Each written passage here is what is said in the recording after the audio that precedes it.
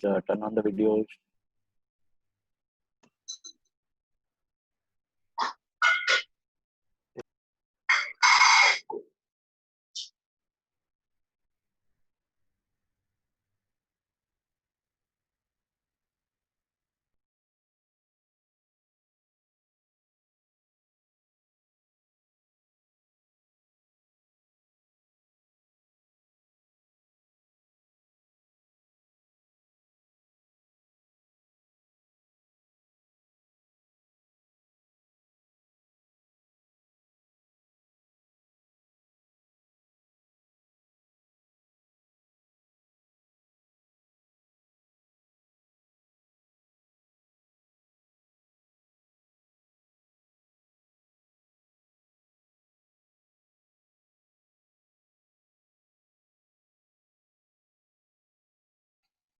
So your mic is mute. Morning. Turn on the videos.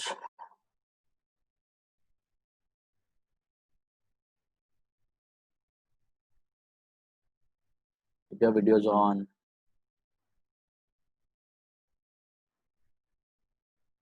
Okay, audible all of you clearly? Screen is visible.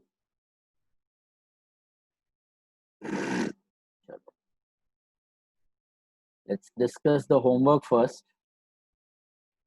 Okay. First, I'm discussing the table, analysis table on page number 42. Modern terms में था. Please check the answers. Page number 43. Page number 43, question 2. Okay. Modern approach में your table, analysis table, please check. Mr. Meghraj started business with cash rupees 30,000. Two accounts are cash and capital. Okay, cash is asset, capital is capital.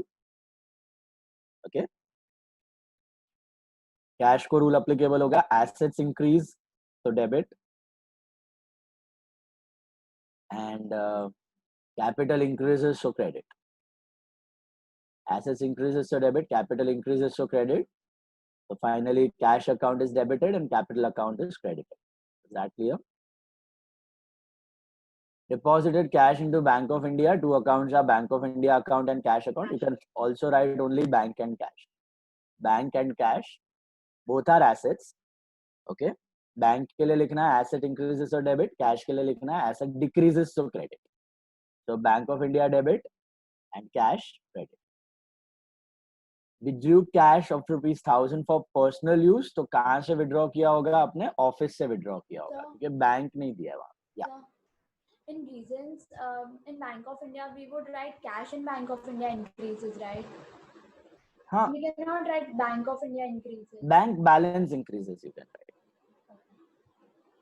Got it? Bank balance increases directly, you can mention. Bank balance increases and cash decreases in the reason. Sir, cash in Bank of India. Cash in Bank of India increases. Perfect. तो भी चलेगा, no problem. Reason you can write it in your own words. No issues about it. Got it? Now, withdrew cash of ₹1,000 for personal use. So two accounts are drawings account and cash account. Okay? Drawings is the drawings. Cash is asset. Drawings increase, so debit. Cash decreases, so credit.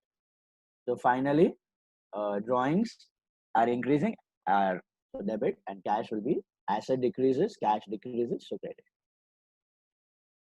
Purchase goods on credit from Nilesh.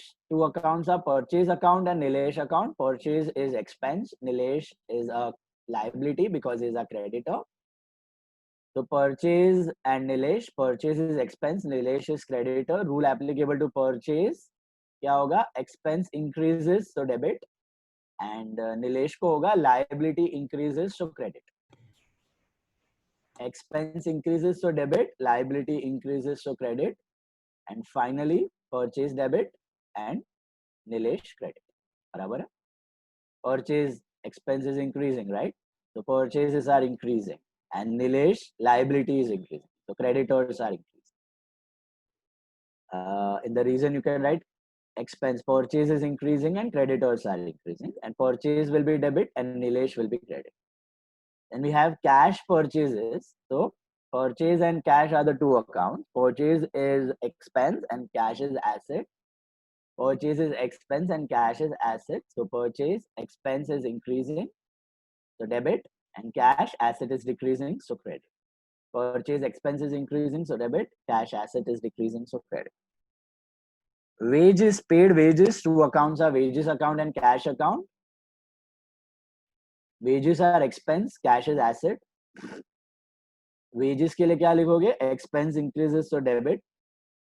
Cash के लिए क्या लिखोगे? Asset, so credit. Reason में लिख सकते हो wages are increasing, cash is decreasing. Finally, wages account debit, cash account credit. Purchase a chair for office use, 3,200. Two accounts are furniture account and cash account. Both are assets. Furniture के लिए you can apply the rule. Assets increases. chair account and cash Chair, account. table account generally कोई होता नहीं है business में. Chair, table, ladder, stool, showcase, cupboard, इन सब के लिए common account we can use, that is furniture, right? So furniture account and cash Capital account. account will not come. Sorry. Capital account will not No, come. no, no. Why capital? Because Is the it owner introducing the chair in the office? Is the owner getting the chair? ऐसा कुछ दिया है? Proprietor लाया नहीं. This is business ने खरीदा है. Simply purchase a chair. मतलब business has purchased it. Business खरीदता है ना goods asset. कुछ नहीं दिया मतलब business ने किया है. So furniture and cash both are real. Furniture asset increases so debit. Cash asset decreases so credit. Furniture debit and cash credit. Sold goods to Mohan worth 1,200. This is again on credit. Party का नाम दिया है. Cash के बारे में कुछ नहीं दिया है. So Mohan account and sales account. Mohan is a debtor. Okay, so asset and sales are income. So type में आएगा Mohan is an asset and sales are income. Mohan क्या करोगे? Goods बेचा है तो asset increases. Mohan increases. Asset increases so debit and sales के लिए rule होगा income increases so credit. तो reason में लिख सकते हो आप debtor is increasing and incomes are increasing, sales are increasing. Finally, Mohan account debit and sales account credit. Is that clear? Comfortable? Mohan was debtor, okay? Asset बढ़ा तो debit, sales were income, income बढ़ी तो credit. Withdrew cash for office use. अभी ये कहाँ से withdraw किया होगा आपने? Office use के लिए cash कहाँ से withdraw किया होगा? Obviously bank से withdraw किया होगा, okay? So two accounts are cash account and bank account. Both are assets. Cash and bank both are assets. Cash increases, so debit. You can write the reason. Asset is increasing. Cash में लिख सकते हो asset is increasing, so debit. और bank में लिख सकते हो asset is decreasing, so credit. Bank में लिखना है asset is decreasing, so credit. So cash is increasing, bank balance is decreasing. Yeah, cash at bank is decreasing. And finally, cash account debit and bank account credit. Cash account debit and bank account credit. 9th one. Sold old furniture. And 10th तो one. उधर bank ने दिया है 9 वाले में. हाँ तो कहाँ से विड्रॉ किया होगा? मैंने वही तो पूछा आपको. कहाँ से विड्रॉ किया होगा? बैंक से किया होगा और कोई चॉइस ही नहीं है. ऑफिस यूज के लिए अगर आपको विड्रॉ करना है तो आप कहाँ से करोगे? बैंक से ही करोगे. ओनर ला रहा है तो देंगे वो लोग. Owner introduce, Ram introduce, Ajay introduce as capital in the business. Owner तो नहीं ला रहा है. तो कभी भी देख लेने का. Cash withdrawn for personal use दिया है तो drawings and cash, but cash withdrawn for office use दिया है. Cash withdrawn for office use का मतलब ऑफिस में पैसा आ रहा है. तो दो जगह से आ सकता है, या तो बैंक से या तो घर से. तो घर के बारे में कुछ नहीं दिया मतलब ऑब्वियसली बैंक से ही आ रहा है. ऑफिस यूज मतलब बैंक से आ रहा है. समझ में आई बात? Understood all of you? Then we have sold old furniture. So two accounts are furniture account and cash account. Both are assets. Okay. Cash is increasing. Asset is increasing, so debit. Furniture is decreasing, so credit. And finally, cash debit and furniture credit. One asset is increasing, one asset is decreasing. Cash is increasing, furniture is decreasing. Received dividend of 1000. यहाँ पे कुछ कुछ लोगों ने cash लिखा हुआ है homework में. Okay, better if you right bank, क्योंकि आपको बताया था शेयर्स वगैरह के सभी ट्रांजैक्शन अभी बैंक के थ्रू होते हैं. तो शेयर्स, डिविडेंड, इंश्योरेंस, ये सब बैंक के थ्रू होता है. The two accounts are bank account and dividend account. Two accounts are bank account and dividend account. Okay, two accounts are bank account and dividend account. Now bank and dividend. Bank is asset, dividend is income. Dividend के लिए reason क्या लिखना है? Income increases तो credit, और bank के लिए लिखना है एसेट इंक्रीजेस, पैसा आया तो debit. So finally bank balance is increasing and dividend income is also increasing. So bank is debit and dividend is credit. Bank is debit and dividend is credit. Paid for printing bill book. Paid for printing bill book मतलब printing का expense pay किया.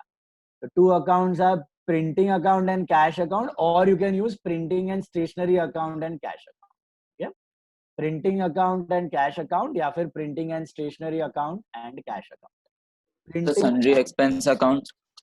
Sundry expense भी आप use कर सकते हो. Yes, absolutely right. You can use sundry expense. Printing account is expense. Okay, cash account is asset. Cash is asset. Printing expense increases, so debit, and cash asset decreases, so credit. Okay, so cash So is for the 10th one, cash account is debited, right? In the 10th one, yes, cash account is debited and furniture is credited. Yes, perfect. Cash बढ़ा, furniture घटा. 10th one, printing and cash, all of you got that. Printing expense increases, cash decreases, so printing will be debit and cash will be credit. Printing will be debit and cash will be credit. Comfortable all of you? All 12 transactions? Any doubts? Any of you? Please ask. Bolo. No. No doubts. So let's proceed to the next question. Next question was illustration 5 from page number 32. I'd asked you to classify by both traditional as well as modern, right? Traditional as well as modern. So I'm discussing the answers. Please pay attention. Dekhte jao. There are some mistakes in the homework as well. Please check properly, all of you. Land and building. Land and building is real and asset. Traditional में real में जाना चाहिए और modern में asset. Interest received. Second one is interest received. That is nominal and income. Nominal and income. Nominal and income. Third one is computer. That is real and asset. Real and asset. Fourth is sundry creditors. That's personal because human beings. Traditional में वो personal है और modern में वो जाता है liability. So personal and liabilities. Number 5 is bills receivable. ये आपको मैंने brief में थोड़ा शायद समझाया था शुरू में. फिलहाल आपको खाली थोड़ा याद रखना पड़ेगा. Bills receivable are similar to debtors. ऐसा याद रख सकते हो. फिर आगे मैं डिटेल में कंसेप्ट बताता हूँ इसका. Bills इनकम क्यों नहीं हो सकता? रिसीव हो रहा है ना. रिसीवेबल है, रिसीव्ड नहीं है. रिसीवेबल का मतलब मिलना बाकी है. तो लाइक डेटर, जैसे डेटर से आपको पैसा मिलना बाकी है, वैसे बिल्स रिसीवेबल से मिलना बाकी. रिसीवेबल कल हमने किया था ना, receivable payable last lecture, accrual concept के हिसाब से याद है. रिसीवेबल मिलना बाकी है, पेएबल देना बाकी है. Receivable is asset, payable is liability. तो bills receivable are asset under the modern system, and traditional system में they are personal. पर्सनल या रियल दोनों में जाता है ये ट्रेडिशनल. ओके, पर्सनल में जाता है. कोई पर्सनल लिखते हैं, कोई रियल लिखते हैं. Ideally it should be personal. Okay, ideally it should be personal, but some colleges they take it as real as well. Okay, tangible asset ये मिलना बाकी है. रिप्रेजेंटेटिव पर्सनल का काम करता है. कोई कोई इसको ट्रांसफरेबल मूवेबल एसेट करके रियल में डाल देते हैं. ओके, ये ट्रेडिशनल में, पर्सनल या फिर रियल. मॉडर्न में it is always asset. Modern में it is always asset. Okay, like debtor, it like debtor, पैसा मिलना बाकी. तो bills receivable is asset and personal or real, both you can write. Discount allowed is expense and nominal. Discount allowed is expense and nominal. Sundry debtors are personal and assets. Sorry, sundry debtors are personal and assets. Goodwill. Goodwill is real and asset. No two thoughts about that. Intangible asset. Freight is nominal and expense. Discount received is nominal and income. Bills payable. Opposite of bills receivable are bills payable. They are like your creditors.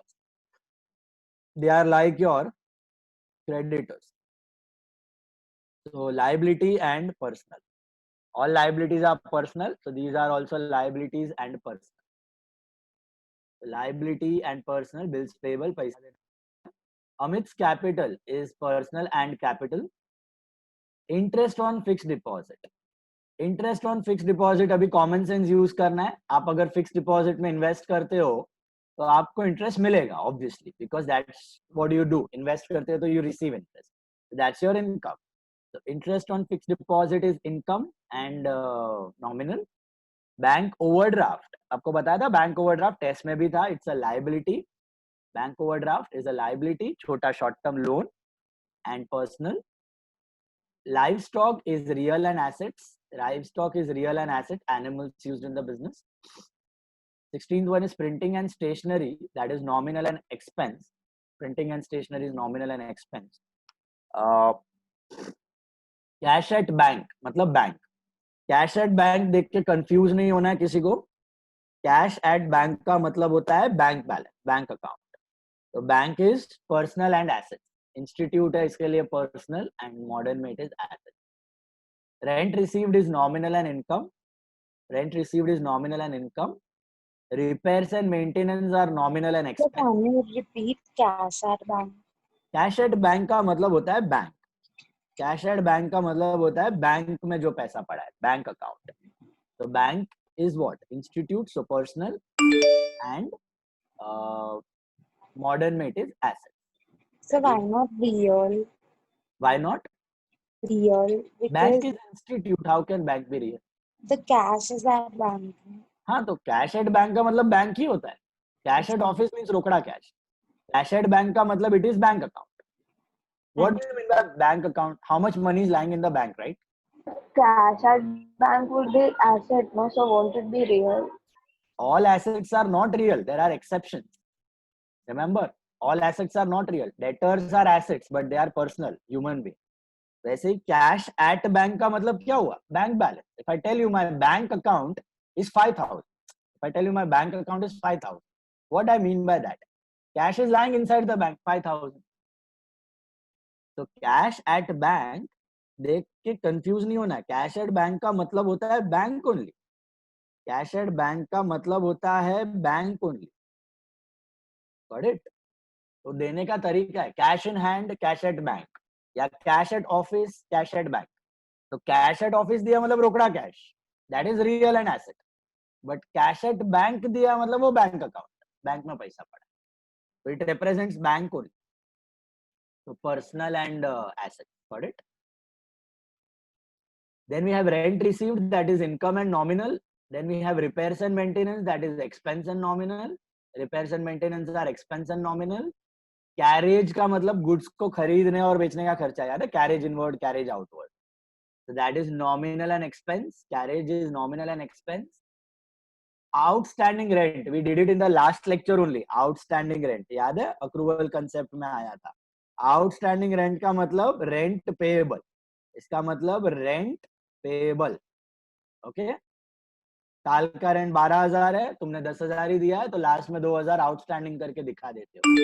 तो rent payable is your liability. देना बाकी है, liability. And personal, all liabilities are personal. All liabilities are personal. So rent payable is liabilities and personal. Is that clear? Rent payable is liabilities and personal. Outstanding rent. Commission received is income and nominal. Commission received is income and nominal. Bank loan, what is bank loan? A liability. Loan लिया है, चुकाना बाकी है. Loan is a liability and personal. All liabilities are personal. देना बाकी है किसी को. Sir, how rent payable can be personal? Rent payable आपको बताया था लास्ट लेक्चर, याद है? ये रिप्रेजेंटेटिव पर्सनल, ये बैलेंस शीट में था। इनकम रिसीवेबल और outstanding expense, outstanding expense, outstanding rent, मतलब किसी को देना बाकी है। आपका भाड़ा है 1 लाख रुपया साल का, आपने पे किया 1000, मतलब 20,000 देना बाकी है, तो वो 20,000 आपके लायबिलिटी में दिखाओगे आप, एक्सपेंस में ऐड करके, याद है? जो पे किया उसके लिए कैश चला गया, जो देना बाकी है उधर लायबिलिटी में दिखाते हो पेएबल करके। तो जो पेएबल है, लायबिलिटी तो है ही, वो पक्का समझ में आया, मॉडर्न कंसेप्ट लायबिलिटी। अब ट्रेडिशनल में लायबिलिटी का मतलब क्या? किसी को देना बाकी है, किसी को देना बाकी है मतलब हमेशा पर्सनल होगा, रिप्रेजेंटेटिव पर्सन, किसी को देना बाकी। ओके, तो रिसीवेबल हो चाहे पेएबल हो, पेएबल मतलब किसी को देना बाकी है, रिसीवेबल का मतलब किसी से मिलना बाकी। पेएबल है तो किसी को देना बाकी है, रिसीवेबल है मतलब किसी से मिलना बाकी है। In either of the situation both are personal, representative. और सर वैसे भी लायबिलिटी पर्सनली होती है ना? All liabilities are personal, yes, all liabilities are personal, true. Electricity bill, electricity bill मतलब electricity expense, that is nominal and expense, nominal and expense. Copyrights are real and assets. Copyrights are real and assets, intangible assets. Copyrights are real and assets. So that's about it. That was your homework part. ये देखो मैंने यहाँ पे markings भी दिया है कल आपको, लास्ट लेक्चर रिसीवेबल पेएबल का, liability personal, asset personal, okay, accrual concept. Now बोलो यहाँ तक कोई doubt? Any classification term, any doubt anyone in the traditional और in the modern concept? Any of you tell me? Harsh, Jia, Prasiddhi, Riya, turn on the videos. Video should be on. It will be out now. Come on. Videos on चाहिए सबका. Anuj, Rishi, Bansi, चलो. Pay attention. हमने अभी तक कितने concepts पढ़े हैं? How many concepts have we learned? हमने entity concept सीखा है. Harsh, can you explain me entity concept? What does entity concept state? Harsh, business entity concept, सबसे पहला वाला. Business and business are Businessman and business are two business separate with liabilities. two separate entities. Two separate entities and Owner का पैसा for a business is a liability. Owner ने जो business में डाला है वो business के लिए liability है ना, capital is a liability, internal liability, बराबर है? Businessman के लिए वो asset है क्योंकि उसने पैसा डाला हुआ है business. Business के लिए it's a liability, business को देना बाकी है. So business entity states that business and businessman are two separate entities. And we are always supposed to think from the point of view of what? Business or businessman? Business. business. Concept number 2 हमने learn किया था last lecture में. What was that concept number 2? Going concern. याद है किसी को going concern? Does anyone? The business is supposed to continue for a long time. period of हाँ, ये आपका basic For long. assumption है कि going concern बोलता है कि your business is going to continue for a long period of time. आप assume करके चलो. You will assume that your business is going to run for a long period of time. एक साल में बंद नहीं होने वाला है, बराबर है? तो will you calculate profit or loss at the end of the period सीधा? Life के end में करोगे कि you will divide the period? divide the Divide. the period into smaller parts, okay? Which is given by this concept. छोटू सा concept के साथ periodicity. periodicity. Periodicity concept. Periodicity concept बोलता है कि divide your life of business into smaller parts. नहीं तो आप पागल हो जाओगे. 15 साल के एंड तक रुकोगे टू कैलकुलेट प्रॉफिट और लॉस, कभी ढूंढ ही नहीं पाओगे आप प्रॉफिट या लॉस, है ना? तो इसीलिए हम लोग बिजनेस की लाइफ को छोटे छोटे हिस्सों में डिवाइड कर देते हैं. With in may be year, may be 6 months, may be 3 months. Companies के लिए 3 months होता है. हमारे सोलो और पार्टनरशिप के लिए इट इज 1 year. 1 year के एंड में वी कैलकुलेट आवर प्रॉफिट्स और लॉसेस, बराबर. Then next concept was accrual concept. Accrual concept तक हमने पढ़ा. किसी को याद है ये अक्रूवल कंसेप्ट की भूल गए, बारिश के अंदर चला गया सब? expense incurred or paid and any income earned or received recorded in books of account. Any expense that is incurred, yeah, any income that is earned should be recorded in the books. इसका मतलब क्या? Should I record my expense and income on cash basis या on earned and incurred basis? On an incurred basis. In simple example में अगर आप नट्टू काका को साल का 1 लाख रुपए सैलरी देते हो और आपने पे किया है 80,000, तो will you show your expenses 80,000 for this year और 1 लाख? 1 lakh. 1 lakh. एक्सपेंस आपका 1 लाख ही दिखाओगे, 80 भले ही कैश से कम हो जाएगा क्योंकि 80 आपने पे कर दिया है, 20,000 आप लायबिलिटी में दिखाओगे एज पेएबल क्योंकि देना बाकी, पैसा देना बाकी है, लायबिलिटी बना के दिखाओ in the form of outstanding expense, in the form of outstanding expense. But expense, total expense आप 80,000 नहीं दिखाओगे, कितना दिखाओगे? 1 लाख दिखाओगे, इनकर्ड बेसिस पे दिखाओगे. Is that clear? अच्छा, और उसका ऑपोजिट इनकम, आपको साल का रेंट मिलना चाहिए 2 लाख रुपीस, भाड़ा मिलना चाहिए 2 लाख, आपके टेनेंट ने आपको खाली दिया है 1,70,000, तो will you show your income to be 1,70,000 और 2 lakh for this year? 2 lakh. रोकड़ा भले 170 आया, रोकड़ा भले 170 है, रोकड़े के पीछे मत जाओ, रोकड़ा भले 170, वो तो करना है रिकॉर्ड, और ऊपर 30,000 एक्स्ट्रा करोगे and you will show it as income receivable. You will show it as income receivable. तो income पूरी 2 lakhs, cash में you will add 1,70,000 and बाकी दिखा दोगे asset में अलग से as income receivable. Okay? That asset and representative personal मिलना बाकी है. Is that clear? So ये बोलता है अपने को अक्रूवल कंसेप्ट. अक्रूवल कंसेप्ट का फायदा भी मैंने आपको बताया था क्यों करना है, याद है? कैश सिस्टम और अक्रूवल सिस्टम का फर्क बताया था. रिमेंबर, कैश सिस्टम में एवरीथिंग इज रोकड़ा रोकड़ा रोकड़ा, पैसा आया इनकम रिकॉर्ड करो, पैसा गया एक्सपेंस रिकॉर्ड करो. बट अक्रूवल में ऐसा नहीं होता, अर्न्ड और इनकर्ड बेसिस पे होता है, सो दैट आप हर साल कंपेयर कर सको. कैश सिस्टम में करोगे ना तो सब ऊपर नीचे हो जाएगा, किसी साल में ज्यादा खर्चा दिखेगा, किसी साल में कम दिखेगा, किसी साल में ज्यादा इनकम दिखेगी, किसी साल में कम दिखेगी. ओके, ऊपर नीचे गड़बड़ी हो जाएगी. ये एग्जांपल देखा था ना हमने. ओके, कैश सिस्टम और अक्रूवल सिस्टम. इसलिए हम लोग कैश सिस्टम नहीं करते हैं, अक्रूवल सिस्टम करते हैं, सो दैट हर साल इक्वल एक्सपेंस दिखे, इक्वल इनकम दिखे, कंपैरिजन अच्छे से आप कर पाए.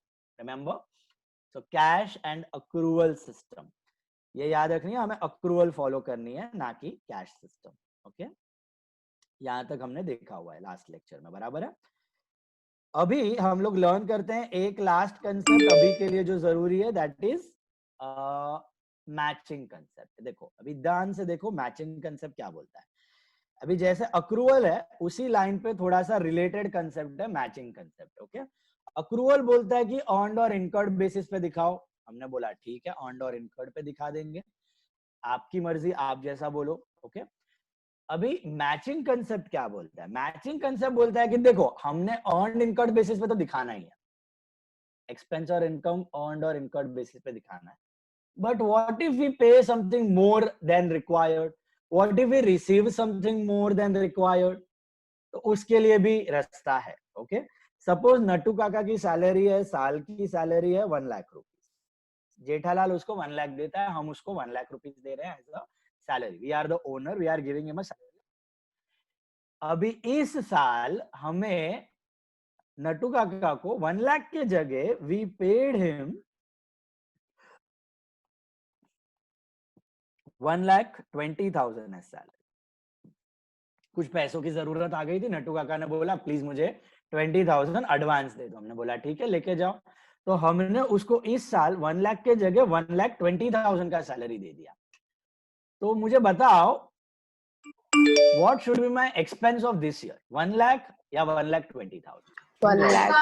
1,20,000.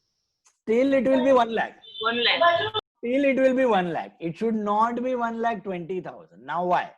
Because again देखो, अगर मैं 120 दिखा देता हूँ, सपोज मैं 120 दिखा देता हूँ, तो नेक्स्ट ईयर में उसको कितना पे करूंगा? अभी नेक्स्ट ईयर 80 पे करूंगा. 80,000. तो मैंने क्या किया, इस साल 120 दिखाया, नेक्स्ट ईयर 80 दिखाया, वापस इम्बैलेंस हो गया। काम तो बंदे ने उतना ही किया पूरे साल में, एक्टिविटीज तो उतनी ही हुई है, बिजनेस तो उतना ही हुआ है। फोकट का मुझे लगेगा कि पहले साल में प्रॉफिट कम हुआ, दूसरे साल में प्रॉफिट ज्यादा हो गया, क्योंकि पहले साल में खर्चा ज्यादा बताया, दूसरे साल में खर्चा कम बताया। ये इम्बैलेंस ना होने के लिए हम लोग क्या करते हैं, हम लोग अपनी सैलरी 1 लाख ही दिखाते हैं। हम लोग अपना एक्सपेंस में कितना दिखाएंगे, 1 लाख रुपीज ही दिखाएंगे। We won't show 1,20,000, we will show 1 lakh only. Did you get the point? जैसे अक्रूवल का प्रॉब्लम था ना, फ्लक्चुएट हो रहा था, कम ज्यादा, इधर मैचिंग में भी वही लॉजिक है। आपका कम ज्यादा नहीं होना चाहिए, मैच होना चाहिए। मैचिंग कंसेप्ट क्या बोलता है, match your incomes with your expenses, match your incomes with your expenses means अगर आप 1 ईयर का इनकम लेते हो तो सामने 1 ईयर का ही एक्सपेंस दिखाओ टू कैलकुलेट प्रॉफिट और लॉस। आप 1 साल का इनकम और 6 महीने का एक्सपेंस नहीं ले सकते, या 1 साल के इनकम और 14 मंथ्स का एक्सपेंस नहीं कंपेयर कर सकते। Every year when a business calculates profit और loss, it has to take only 1 year का इनकम and 1 year का एक्सपेंस, न ज्यादा न कम, न ज्यादा न कम। अगर कम है तो हम आउटस्टैंडिंग रिसीवेबल कर देते थे, अभी बताया आपको अक्रूवल में। ज्यादा पे कर दिया है तो क्या करने का, ज्यादा पे कर दिया है ना तो मैं ये करूंगा, देखना है यहाँ पे। This is my balance sheet, I take you back to the balance sheet, just erase the unnecessary points। Normal balance sheet पे आ जाते हैं। I think this was my balance sheet with 80,000 as the tallying amount. Okay, now this is my balance sheet. Okay, and in this particular year I have paid say rent मैंने चुकाया है, मुझे rent चुकाना था 20,000, पूरे साल का rent चुकाना था 20,000 और मैंने चुका दिया 25,000। I had to pay rent of 20,000 but I have paid rent of 25,000. Okay, now let's understand, 20,000 I had to pay और मैंने पे कर दिया है 25, I have paid extra 5,000. Think and tell me what is my actual expense of this year. मुझे कितना दिखाना चाहिए? 20,000. 20 ही दिखाना चाहिए। क्यों? क्योंकि इनकम 20 तक की मिली है, जो भी काम हुआ है वो 20 का हुआ है, तो खर्चा भी उतना दिखना चाहिए, ज्यादा नहीं दिखना चाहिए। ओके, तो ये बोलते हैं आपका मैचिंग कंसेप्ट। तो हम लोग क्या करेंगे, यहाँ से rent minus, rent is an expense right, तो एक्सपेंस आप डायरेक्टली कैपिटल से माइनस कर सकते हो, इनकम आप सब कैपिटल में ऐड कर सकते हो। Remember we discuss that yesterday, last lecture, इससे पहले भी किया हुआ है। रेंट में कैपिटल में से माइनस कर रहा हूं, दैट विल बी 20,000। ओके, 20,000 का रेंट में माइनस कर रहा हूं। अब मुझे सोच के बताना मैंने पे कितना किया है rent, how much rent have I actually paid? 25,000 पैसे तो दे दिए 25। You have to subtract that from cash. Yes, this year how much cash went out? 20 or 25? 25. All of you agree on that? I'm talking about cash. How much cash went out? 25. 25,000. So less from cash, less rent paid is 25,000, right? From the cash, I'm deducting 25,000 because cash went out 25, but my expense is only 20. Now there is an imbalance in the balance sheet, right? Is your balance sheet tallying? No, there is a gap of 5,000. There is a gap of 5,000. There is a gap of 5,000. What will I show that 5,000 है? That is called Advance. paid rent. या उसको बोलते हैं advance rent, या उसको बोलते हैं rent paid in advance, या advance given. Simple as that. Prepaid rent दिखा दूंगा 5,000. इसका मतलब क्या हुआ? इसका मतलब समझना है सबको। देखो, मेरा इस साल का incurred expense कितना था, रेंट का एक्चुअल एक्सपेंस कितना था 20, तो मैं उतना ही दिखाऊंगा, स्टोरी ओवर। उससे ज्यादा मैंने जो पे किया वो मुझे कब काम आएगा, इस साल काम आएगा कि नेक्स्ट ईयर काम आएगा? Next year. नेक्स्ट ईयर का Next year. Next so year. that will become my asset. Okay, that will become my asset. That 5,000 will become my asset. Is that clear? That 5,000 is my asset. It is a type of current asset. इसको कहा जाता है prepaid rent. इसको कहा जाता है prepaid rent, advance में. तो आप कोई भी खर्चा एडवांस में दे देते हो, कोई भी खर्चा आप एडवांस में दे देते हो, चाहे वो परचेज का खर्चा हो, गुड्स का खर्चा हो, चाहे वो सैलरी का खर्चा हो, चाहे वो रेंट का खर्चा हो, चाहे वो कोई भी प्रिंटिंग स्टेशनरी का खर्चा हो, चाहे वो कैरेज का खर्चा हो, कोई भी एक्सपेंस साल की लिमिट से ऊपर आप कुछ पे करके रख देते हो, तो उसको कहा जाता है क्या? उसको कहा जाता है प्रीपेड एक्सपेंस. उसको कहा जाता है prepaid expense. And that prepaid expense will work as your asset, क्योंकि उससे क्योंकि अभी ये आपको 5,000 नेक्स्ट ईयर थोड़ा 5,000 देने की जरूरत नहीं है, फिर भी आपको जगह मिलेगी रहने के लिए भाड़े पे. तो 5,000 रुपीज का फायदा आपको मिलना बाकी है. ये 5,000 आपको बेनिफिट मिलने वाला है. तो that's why we call it as an asset. इसको बोलते हैं प्रीपेड एक्सपेंस. ओके, अभी मुझे सोच के बताना सेम लॉजिक फॉर इनकम. ठीक है, इनकम का लॉजिक बताना. आपको इनकम मिलनी चाहिए साल की से इंटरेस्ट आपको मिलना चाहिए 10,000 रुपीज. 10,000 रुपीज आपको इंटरेस्ट मिलना चाहिए. आपने बैंक में एफडी बना के रखी है, इंटरेस्ट मिलना चाहिए 10,000. By coincidentally or any chance you received 12,000. आपको 12,000 का इंटरेस्ट मिल गया एफडी से. Will you show 10,000 as your income or 12,000? 10,000. 10,000 मिलना चाहिए था 10, मिल गया 12. You put 10 only and 2,000 as 10 only. advance. 10, You will 10,000. take 10 only. Now 10 how will be will you- added to capital. एक ही second, I'll just disclose it again. You can go back on mute if you have answered. देखो, I'll just show that example over here. ये मैं rent paid को हटा देता हूँ और इसके जगह बताता हूँ इनकम. देखो अभी ध्यान से, मेरी income, my income is how much? 10,000, but I have received 12,000.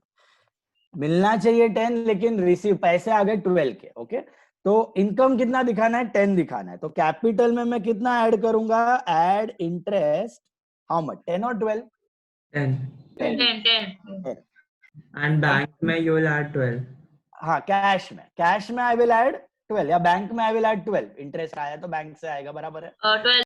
तो बैंक में I will add how much? 10 या 12? 12. And then 12,000 2,000 income पैसे received. on the मिले आपको liability side. 12,000. Just a second. पैसे मिले आपको 12, so this will become how much? 17,000. Bank balance will become 17. Bank में आया है समझो interest. Are you looking at these two items? Interest as my income I will show 10,000, but पैसे आ गए 12,000. अब there is a gap of 2,000. What will I do about that? Income received. Liability. That will Yeah. be shown as my liability. As my liability, I will show it as interest received in advance. Interest received in advance. It's a liability. Liability का मतलब क्या? आपको कुछ benefit देना बाकी है. पैसे या तो बेनिफिट, यहाँ पे आपको बेनिफिट देना बाकी है, वो भी लायबिलिटी है. कुछ भी देना बाकी है वो लायबिलिटी होता है. इसका लॉजिकली सोचो, आपको इंटरेस्ट मिल रहा था 10,000. 10 तो मिल गया, ऊपर 2 एक्स्ट्रा मिल गया. तो will this 2,000 you will receive again next year? Will you receive this 2,000 again next year? तो काम चलाना पड़ेगा इसी 2,000 से. That's why I will treat it as a liability. मुझे बेनिफिट देना बाकी है, मुझे चलाना पड़ेगा. 2 महीने 3 महीने तक कोई ब्याज आने वाला नहीं है, मुझे चलाना पड़ेगा. आप लोगों ने मुझे साल के बिगिनिंग में फीस पे कर दी है. आपका एकेडमिक ईयर है 2021. आपका एकेडमिक ईयर है 2021 में पढ़ रहे हो आप लोग, बराबर है. आपने मुझे अप्रैल से पहले मार्च में फीस पे कर दी, पूरे साल की फीस पे कर दी. इन द ईयर 1920 आपने मुझे फीस पे कर दी. ऐसा होता है ना, आप स्कूल्स में, कॉलेज में, क्लास में, कहीं पे भी जाते हो, एडवांस में आप फीस पे कर देते हो, बराबर है. तो क्या वो इनकम मेरी पिछले साल की इनकम है कि इस साल की इनकम है? आप सोच के बताओ. आपने जो मुझे फीस एकेडमिक ईयर 2021 के लिए पे किया है, जो मुझे FYJC आपको पढ़ाना है 2021, ये 2021 का इनकम होना चाहिए कि लास्ट ईयर का इनकम होना चाहिए? मेरे नहीं, 2020 to 2021 का इनकम होना चाहिए। लास्ट ईयर भले ही आपने मेरे को पैसा दे दिया, लेकिन वो मेरा इनकम है कि नहीं? बोलो। प्रीवियस ईयर में क्या मैं उसको इनकम दिखा सकता हूँ? नहीं दिखा सकता। देखो, तो मैं क्या करूँगा? What will I do over here? Mike. जो नथाती. What happened to Prasiddhi? Prasiddhi, I think Mike got stuck. Okay, now listen. What I was saying, अगर मुझे आपकी फीस एडवांस में आ जाए, मैं अपने अकाउंट्स में कैसे दिखाऊंगा? देखो यहाँ पे, अगर आपकी फीस मुझे एडवांस में मिल जाती है, ये अपनी टैलीड बैलेंस शीट है, इसको मैं हटा देता हूँ, इंटरेस्ट को हटा देता हूँ। अभी मुझे आपकी फीस एडवांस में मिल गई है। इस साल की फीस आपने मुझे प्रीवियस ईयर में दे दी थी 1 लाख रुपीस। तो 1 लाख रुपीस की फीस को मैं कैसे दिखाऊंगा? इनकम नहीं है वो मेरा, प्रीवियस ईयर का इनकम नहीं है, मैं लास्ट ईयर का बता रहा हूँ आपको। मैं लास्ट ईयर जब आपने मुझे 1 लाख रुपए दिए, तो मैं कैसे दिखाऊंगा? मैं कैश में तो ऐड कर दूंगा 1 लाख, तो कैश हो जाएगा मेरा 1,60,000। Can you all see that? लेकिन will I add that income to my capital in the previous year? No. Was that No, my sir. income of previous year? No. That is the income of current year. So previous year में I will show it as what? Fees received in advance. Fees received in advance पूरा का पूरा 1 lakh. Last example और ये example में क्या फर्क हुआ? लास्ट एग्जाम्पल में आपको मिलने थे 10, मिले थे 12, तो 10,000 की आपकी इनकम थी, 2,000 खाली प्री रिसीव था। इस एग्जाम्पल में पूरा का पूरा एडवांस में आ गया, पूरा का पूरा पैसा एडवांस में आ गया, तो पूरा का पूरा fees received in advance. Income में कुछ भी नहीं जाएगा। इनकम में तो सर ये एक ही मिनट, इसका मतलब ये लायबिलिटी क्यों है? मुझे अभी 1 साल तक पैसे नहीं मिलेंगे और मुझे ऑब्लिगेशन है, I have to give some service. Are you understanding? So for my business, this 1 lakh will be treated as liability. अभी coming to this year, इस साल में काम हो गया, करंट ईयर में काम हो गया, क्या अब मैं इसको इनकम बता सकता हूं? Can I show this 1 lakh now as my income in the current year? Yeah. Yes. तो मुझे सोच के बताओ, क्या आप लोग मुझे वापस 1 लाख रुपए दोगे in the current year? No. It's not possible, right? तो how will I adjust this thing? मैं कैसे एडजस्ट करूंगा? मैं क्या करूंगा? पैसे तो मिलने वाले नहीं है और इनकम बतानी है मुझे, तो मैं इस साल फीस इनकम बता दूंगा 1 लाख, और ये जो लायबिलिटी है ना, वो लायबिलिटी नलिफाई कर दो, क्योंकि पैसे नहीं आने वाले हैं ना। तो now it is no more my liability, now this is no more my liability, क्योंकि मैंने फीस पूरा 1 साल काम कर लिया, सर्विस डिस्चार्ज कर ली, अभी लायबिलिटी नहीं है। Now I will convert this liability as my income, ये कैसे करना, ये और डेप्थ में डिटेल में हम लोग सीखेंगे। ये खाली ओवरव्यू आपको बता रहा हूं। ओवरव्यू में सीखने वाली चीज क्या है? सिर्फ इतनी है। देखो, आप इस साल बिजनेस कर रहे हो, करंट ईयर में आप बिजनेस कर रहे हो, ओके? पूरे मैटर का आपको क्रक्स बता रहा हूं। आप इस साल बिजनेस कर रहे हो, आपका जो खर्चा हुआ है, जो इनकम हुई है, what ever is your expense, what ever is your income, उतना ही दिखाना जितना इनकम या अर्न हुआ है, न ज्यादा न कम। ज्यादा भी नहीं दिखाने का एक्सपेंस में या इनकम में, और कम भी नहीं दिखाने का एक्सपेंस और इनकम में। साल का नट्टू काका का सैलरी 12,000 है, तो 12,000 ही दिखना चाहिए। अब आपने भले ही 10,000 पे किया हो, तो आप 2,000 आउटस्टैंडिंग दिखाओ। आपने 14,000 पे किया हो, तो 2,000 प्रीपेड दिखाओ, माइनस करके एज योर एसेट दिखाओ 2,000 प्रीपेड करके। वैसे ही इनकम आपको मिलनी थी, सपोज रेंट की इनकम 1 लाख रुपया मिलनी थी, तो 1 लाख ही दिखाओ। आपको 70 लिया ना, तो 30,000 रिसीवेबल में दिखाओ। आपको 1 लाख से ज्यादा मिली है, सपोज 1,40,000 मिल गई है, तो 40,000 प्री रिसीव्ड इन एडवांस दिखाओ। लेकिन टोटल इनकम इस साल में कितनी होनी चाहिए, जितनी कमाई हुई है वही डिस्क्लोज होनी चाहिए। ये इस पूरे मैटर का जिस्ट है। समझ में आई बात? एक्सपेंस और इनकम उतना ही दिखाओ जितना इनकर या अर्न किया, ज्यादा भी नहीं कम भी नहीं। क्यों करते हो ऐसा? सो दैट आपका कंपैरिजन पॉसिबल हो, 4-10 साल आपका कंपैरिजन पॉसिबल हो। ओके, अभी coming back to this fees received in advance का एग्जांपल वापस देख लो एक second. Can you all see that fees received in advance? मुझे बताओ, आप लोग काम करने लग गए, आप में से कोई लॉयर बन गया, कोई आर्किटेक्ट बन गया, कोई चार्टर्ड अकाउंटेंट बन गया, ठीक है। आपके क्लाइंट ने, करंट ईयर कौन सा चल रहा है आपका, 2021 चल रहा है, बराबर है। आपके क्लाइंट ने आपको आके 5 लाख रुपए फीस दे दी। आप लॉयर हो, आप आर्किटेक्ट हो, आप कोई भी हो, आप डॉक्टर हो, समझो सीए हो, डॉक्टर तो कोई बन नहीं पाएगा, अभी कॉमर्स ले लिया है तो आप सीए हो, आर्किटेक्ट्स हो, आप लॉयर्स हो, आप चार्टर्ड अकाउंटेंट्स हो, आपको कोई आके फीस दे के गया कितना, 5 lakh rupees in the current year 2021, ठीक है। उसमें से आपने उसको सर्विसेज दिए सिर्फ 3 लाख रुपए, काम किया है आपने 3 लाख रुपए का, उसको सर्विस दे। आपने बोला यार मेरे इस साल की फीस तो 3 लाख ही होती है, ये 2 लाख तू रख। तो आपके क्लाइंट ने आपको बोला यार हमारा तो घर का है, आपकी सर्विस तो लगती रहती है, आप 5 लाख रखो, अगले साल एडजस्ट कर लेंगे। तो आप मुझे बताओ, आप अपनी इनकम में कितना दिखाओगे, करंट ईयर के इनकम में कितनी फीस दिखाओगे? 3 lakhs received in advance. 3 lakh ही दिखाओगे, और 2 लाख क्या दिखाओगे? Received in advance. Fees received in advance. Yes, जो आपके लिए क्या है, लायबिलिटी है कि एसेट है? लायबिलिटी है, जो आपके लिए लायबिलिटी है। इसका मतलब आपको भले पैसे आ गए, माल अपना करो मजा, ऐसा नहीं होता। ओके, वो 2 लाख रुपए आपके लिए ऑब्लिगेशन है, आपको अभी भी सर्विस रेंडर करनी बाकी है। Are you understanding? So that's not your income, that's your liability for the 2 lakh. So 2 lakh will be treated as liability, which will be called as income received in advance.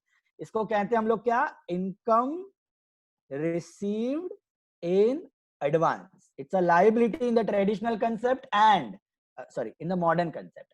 इसको liability बोलते हैं in the modern concept. Traditional concept में इसको बोलते हैं representative personal. कल हमने किया था, याद है, representative personal. ये liability मतलब क्या, किसी को सर्विस देनी बाकी है, किसी को सर्विस देनी बाकी है, तो वो बंदा पर्सनल है। तो ये income received in advance is a representative personal account. जो थर्ड टाइप था ना, रिप्रेजेंटेटिव पर्सनल, कल हमने 2 देखा था, उसमें outstanding expense and income receivable, याद है आपको? वैसे income received in advance is also representative personal and liability. Is this clear? Now opposite to that, अभी आप ही का एग्जांपल लो। आप लॉयर हो, आप डॉक्टर हो, आप सीए हो, ठीक है। आपने इस साल चल रहा है 2021, आपने एक स्टाफ अपॉइंट किया हुआ है, आपको असिस्ट करने के लिए आपने एक स्टाफ अपॉइंट किया, उसको नौकरी पे रख रहे हो, उसकी पगार दे रहे हो आप 1,50,000 अ ईयर।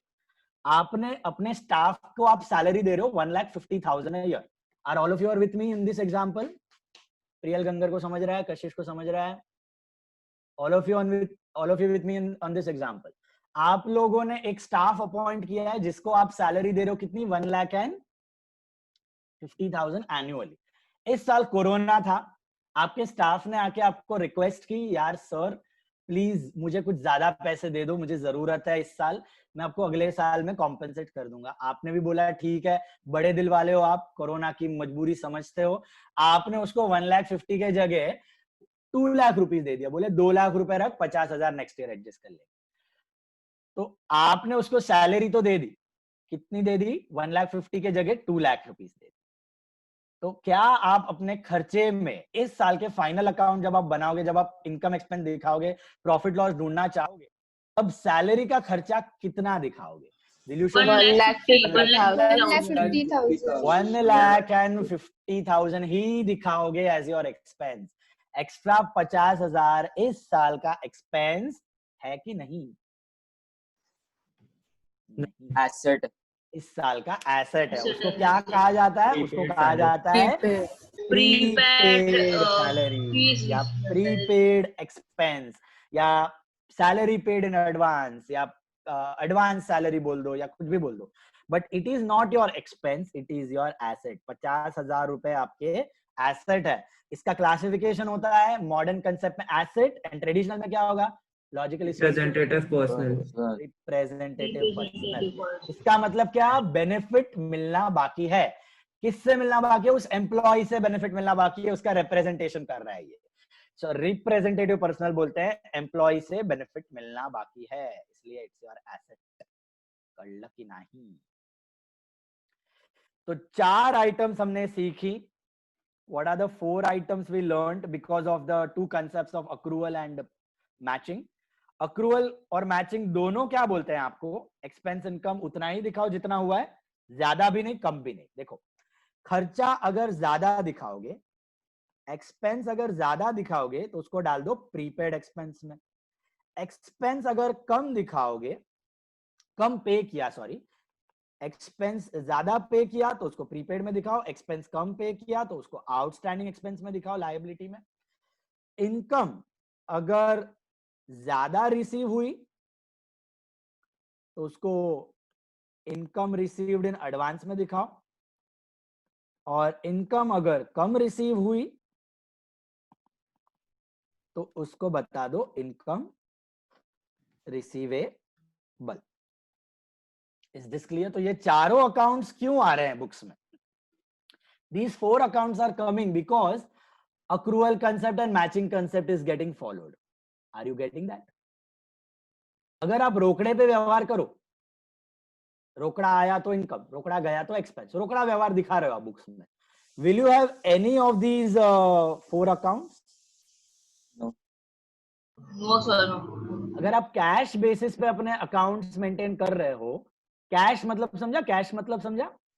रोकड़ा आया इनकम, रोकड़ा आपको 50,000 मिला, 50,000 इनकम, 2 लाख मिला, 2 लाख इनकम। आप सोचोगे नहीं काम कितने का हुआ, रोकड़ा रोकड़ा आया, रोकड़ा इनकम गया, रोकड़ा एक्सपेंस, खत्म। अगला पिछला देखने की जरूरत ही नहीं। अगर आप कैश बेसिस पे रिकॉर्ड कर रहे हो सब कुछ, will you have this outstanding, prepaid, received in advance, receivable, कुछ भी होगा आपके बुक्स में? कुछ भी होगा कि नहीं होगा? नहीं होगा। ये चीज नहीं होगी, ठीक है? और ये मैंने आपको बताया भी था लास्ट लेक्चर में, ये चीज जो बड़े बड़े कंपनीज होते हैं उनको कंपल्सरीली फॉलो करना पड़ता है, बट जो छोटे बिजनेसमैन होते हैं ना, सोल प्रोप्राइटर, पार्टनरशिप फर्म, उनके लिए ये कंपल्सरी नहीं है। उनके लिए कैश रोकड़ा व्यवहार चलता है। Practically I am telling you, जैसे हम एक्चुअल रिकॉर्ड्स मेंटेन करेंगे तो प्रैक्टिकली आपको ये झंझट मारी सोल प्रोप्राइटर पार्टनरशिप में नहीं आती है। किसमें आती है? सिर्फ कंपनीज में आती है। लेकिन अभी आप पढ़ रहे हो जो 11th 12th में, आपको पूरा सबके लिए अक्रूवल ही करना पड़ेगा। Many of the sole proprietor partnership also follow this accrual, matching and all. Okay, ऐसा नहीं है कि सब लोग नहीं करते हैं, काफी लोग करते भी है। तो आपको थियोरी में पूरा पढ़ना है अक्रूवल और मैचिंग के हिसाब से। आपको रोकड़ा व्यवहार नहीं पढ़ना है, आपको कैश सिस्टम नहीं है, आपको अक्रूवल ही है। Is that clear? Accrual and matching concept से जाना है। अच्छा, मुझे बताओ अच्छे से, प्रीपेड एक्सपेंस का बेसिक मतलब समझा सबको? प्रीपेड एक्सपेंस का बेसिक मतलब समझा? Which is paid in advance. आपने हद से ज्यादा पे कर दिया, आपको बेनिफिट मिलना बाकी है, तो इज इट एन एसेट और अ लायबिलिटी? Asset. थिंक। एक मिनट वापस बोलो। Prepaid expense, Prepaid is asset. या Prepaid is asset. is an asset. Prepaid expense is an asset. You imagine your Jio recharge. आपने प्रीपेड रिचार्ज कर दिया ना, 1 महीना वापरोगे ना मस्त में फोन, तो आपका एसेट हुआ ना, बेनिफिट मिल रहा है आपको 1 महीने तक। So prepaid expense is an asset. Prepaid expense is an asset. सबको समझ में आई बात? Prepaid expense is an asset, benefit मिलना बाकी है। आप इसको गुड्स से भी रिलेट कर सकते हो। गुड्स आपने साल के 10 लाख के गुड्स खरीदे, कितने के खरीदे? 10 लाख। 10 लाख में से 8 लाख के गुड्स बेच दिए, प्रॉफिट लगा के बेच दिए, जितने में 12-15 लाख में बेच दिए। 10 लाख में से 8 लाख के बेच दिए, बचे कितने? 2 लाख। 2 लाख के बच गए। 2 लाख के बच गए, उसको क्या कहा जाता है? स्टॉक। वो स्टॉक क्या है आपका? एसेट। asset. वो स्टॉक ही प्रीपेड एक्सपेंस है भैया, स्टॉक इज प्रीपेड परचेज, क्योंकि आपने पे किया है 10 लाख लेकिन खर्चा खाली हुआ 8 लाख, क्योंकि सेल हुआ है 8 लाख का, बाकी तो 2 लाख नेक्स्ट ईयर बेचोगे ना, बच गया ना। तो stock is nothing but prepaid purchase. नहीं समझा। आपने 10 लाख का गुड्स खरीदा, 10 लाख का goods you have purchase, this is your total purchase, बराबर। आउट ऑफ दैट आपने 8 लाख का गुड्स बेच दिया, प्लस प्रॉफिट 3 लाख, समझो आपने 11 लाख में बेच दिया उसको, तो your sales income is 11 lakh, purchase is 10 lakh, expense. लेकिन tell me Vidushi, have you sold full 10 lakh का गुड्स और only 8 lakh ka you have sold? Only 8 lakh. Right? Yes. So your expense of this year is not 10 lakhs. Matching क्या बोलता है? Yes. जितना income है उतना ही expense दिखाओ, ज्यादा नहीं कम नहीं। तो आपने अगर 8 लाख का गुड्स बेचा है तो एक्सपेंस भी कितने का, 8 लाख का ही दिखाओगे। So 2 lakhs would be outstanding sale. Outstanding कैसा? You have already paid. अरे हाँ, आउटस्टैंडिंग मतलब देना बाकी है। 2 लाख का Prepaid expense. prepaid expense. It is prepaid expense. I'll show it to you in the balance sheet. This is your balance sheet. Okay. Balance sheet में देख लो तो अच्छे से समझ आ जाएगा। बैलेंस शीट में आप देखो, आपने जो गुड्स परचेज किया है ये आपका बैलेंस शीट है, ठीक है। This is your balance sheet.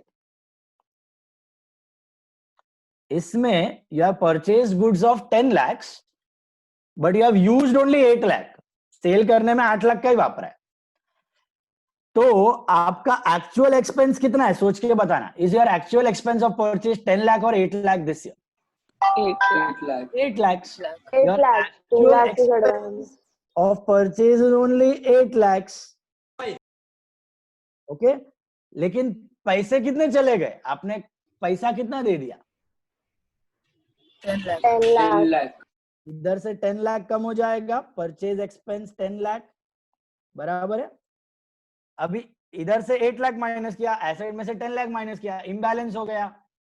2 lakh would be prepaid 2 expense. Lakh would be prepaid expense. तो प्रीपेड परचेज बोलते हैं उसको। प्रीपेड परचेज का मतलब होता है स्टॉक। प्रीपेड So परचेज का this would मतलब होता be है assets, no? it will be asset, it will be help, it will be useful in the next year. next year आपको वापस 2 लाख पे करने की जरूरत नहीं है, नेक्स्ट ईयर आप इसको बेच के पैसा कमा सकते हो। समझ आई बात? सो कभी भी याद रखना, प्रीपेड एक्सपेंस मतलब आपने एडवांस में पे कर दिया है। एडवांस में पे करने का ये मतलब नहीं है कि आपका नुकसान हो गया है। एडवांस में पे करने का मतलब है आपने एक्स्ट्रा पे किया हुआ है। देखो आप लोगों ने मुझे फीस एडवांस में दी है, मेरे लिए वो फीस रिसीव्ड इन एडवांस है, मेरे लिए वो लायबिलिटी है। आपके लिए क्या है? Expense. Prepaid expense. हाँ, आपके लिए प्रीपेड एक्सपेंस है, it's an asset. You are getting the benefit, right? You will get the benefit now, so that's your asset. Prepaid expense का कंसेप्ट समझ में आ रहा है सबको? अच्छा, वैसे opposite of prepaid expense, on the income side you have income received in advance. आपने मुझे प्रीपेड पे किया तो मेरे लिए वो क्या हुआ? Income received in advance. तो मेरे लिए वो एसेट है कि लायबिलिटी? Liability. Liability. मुझे हद से ज्यादा पैसे आ गए, हद से ज्यादा पैसे आ गए तो मजा करके इनकम नहीं दिखा सकता हूँ, मैं ज्यादा प्रॉफिट नहीं दिखा सकता हूँ, वो मेरी लायबिलिटी है। मुझे फ्यूचर में आपको वो बेनिफिट देना बाकी है। Understanding this now? Yes. All of you able to relate? Vinisha को समझ रहा है, यश को समझ रहा है, जिया को समझ रहा है, हितांशी, महक ढोलकिया। ओके, ये तो था प्रीपेड और रिसीव्ड इन एडवांस, ठीक है। ऑन द सेम लाइंस हमने डिस्कस किया था एक कंसेप्ट 2 लेक्चर पहले, input GST and output GST. क्या वो याद है आपको? What was input GST and what was output GST? Input GST. The amount output GST we collect. Receive. अभी सुनो, इसको रिलेट करो। इनपुट जीएसटी का मतलब आपने गुड्स खरीद लिए हैं और आपने टैक्स पहले ही पे कर दिया, एडवांस पे कर दिया, एडवांस में कुछ दे देते हो, पैसा एडवांस में रख देते हो, अभी तक गुड्स बेचा तो है नहीं, एडवांस में पे कर दिया। कुछ भी खर्चा आप एडवांस में पे करते हो वो आपका क्या होता है? Prepaid. Prepaid. Input GST is a type of prepaid expense, hence it is an asset. Input GST is a type of prepaid expense, hence it is an asset. तब मैंने asset बोला था, आपको याद होगा। ओके, तो इनपुट जीएसटी आपका asset है, याद रखना, एक तरह का प्रीपेड एक्सपेंस है, बेनिफिट मिलना बाकी है। जब तक आपकी क्रेडिट रहेगी तब तक आपको बेनिफिट मिलता रहेगा इनपुट जीएसटी से, ठीक है। वैसे ही आपने जो समझो आउटपुट जीएसटी कलेक्ट किया है, आउटपुट जीएसटी मतलब जब आप गुड्स बेचते हो आप कलेक्ट करते हो, राइट, आप कलेक्ट करते हो, तो आउटपुट जीएसटी जो आपने कलेक्ट किया है, सोचना और बताना क्या वो आप ही के पैसे हैं, आपकी इनकम हो गई? Is that GST your own income? No, No, sir. आपको किसको देनी बाकी है? गवर्नमेंट को देनी बाकी है। So that is your liability. So that is like income received in advance. You can treat it as income received in advance. ये आपकी कभी इनकम है ही नहीं, ये एडवांस है, ये लाइक अ लोन है, like a received in advance loan है। ये आपका नहीं है, आपको किसको देना बाकी है? गवर्नमेंट को देना बाकी है। सर और एक बार एक्सप्लेन करो ना। हाँ देखो, इनपुट जीएसटी का मतलब क्या है, आपने जब गुड्स खरीदा, समझो आपने 1 लाख का गुड्स परचेज किया, 1 लाख का गुड्स आपने परचेज किया, उस पे 20,000 जीएसटी पे कर दिया इमीडिएटली, तो आपने टोटल पे किया 1,20,000।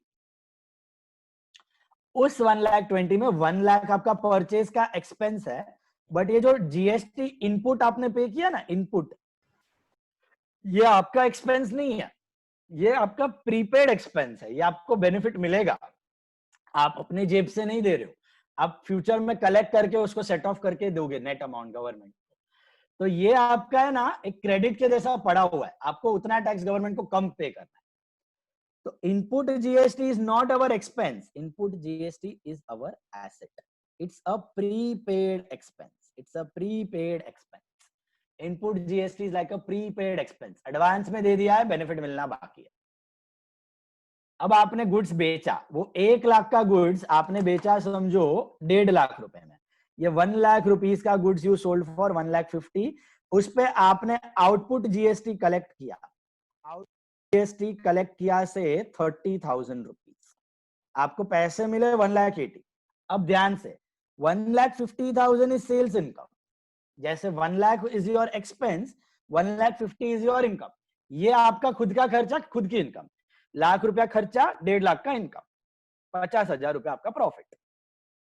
बट जो जीएसटी आपने कलेक्ट किया है ना इनकम पे, जो आपने सेल्स के वक्त कलेक्ट किया ना आउटपुट जीएसटी, वो आपका इनकम नहीं, अपने जेब में नहीं जाएगा, that is income received in advance.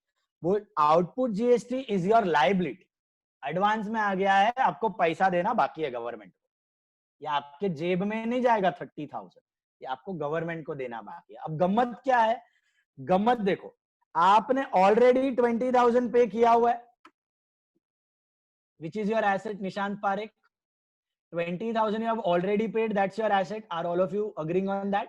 Yes. You have to pay अभी only 10,000 now. 30,000 आपने कलेक्ट किया है फ्रॉम द कस्टमर, जो आपको देना बाकी है, तो मुझे सोच के बताओ वापस 30 दोगे क्या आप गवर्नमेंट को? No, only No, we have 20,000 as credit.